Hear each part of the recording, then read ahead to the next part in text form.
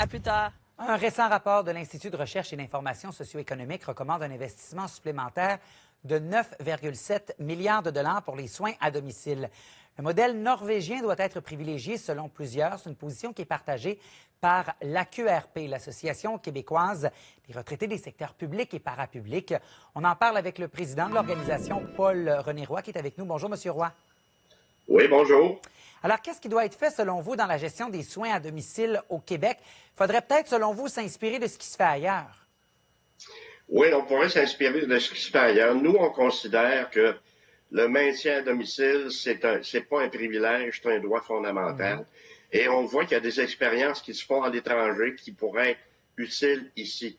On pourrait, par exemple, faire en sorte que les CLSC deviennent le pilier d'un modèle de gouvernance intégrée, un peu comme ça se fait en Norvège, aux Pays-Bas, pour faciliter l'accès, améliorer les services, puis surtout les adapter aux besoins qui sont rencontrés localement.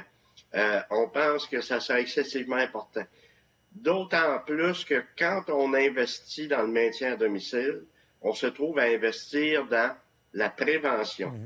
Et la plupart des études démontrent que quand on investit en prévention, chaque dollar investi en prévention va faire en sorte qu'à moyen terme, on va diminuer de 3 à 5 dollars la nécessité de dépenses en curatif.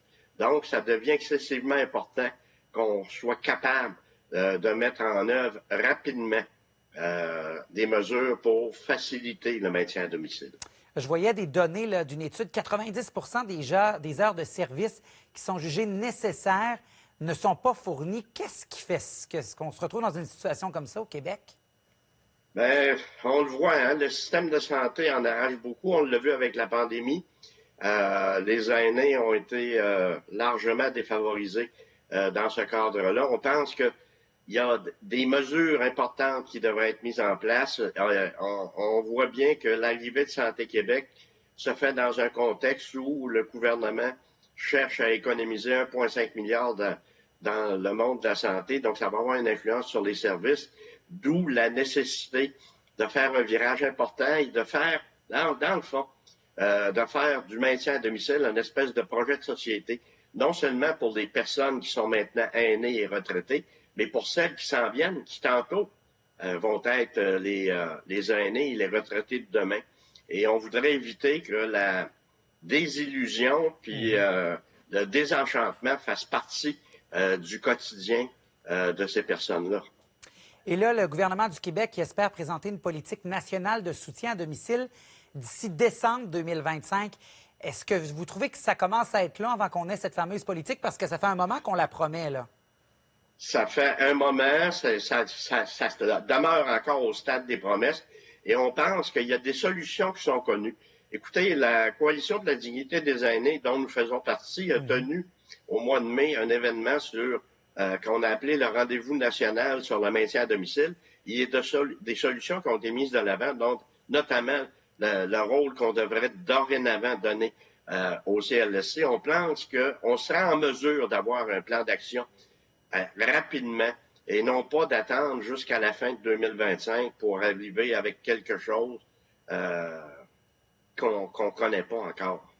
Parce que vos membres, leur souhait, c'est de rester à domicile le plus longtemps possible. Est-ce que c'est ça que vous entendez de vos membres? C'est ça qu'on entend. C'est ça que les sondages aussi révèlent auprès de l'ensemble des aînés, non seulement nos membres à nous, là, on en a 35 000 dans notre association, mais on fait le débat aussi pour l'ensemble des aînés.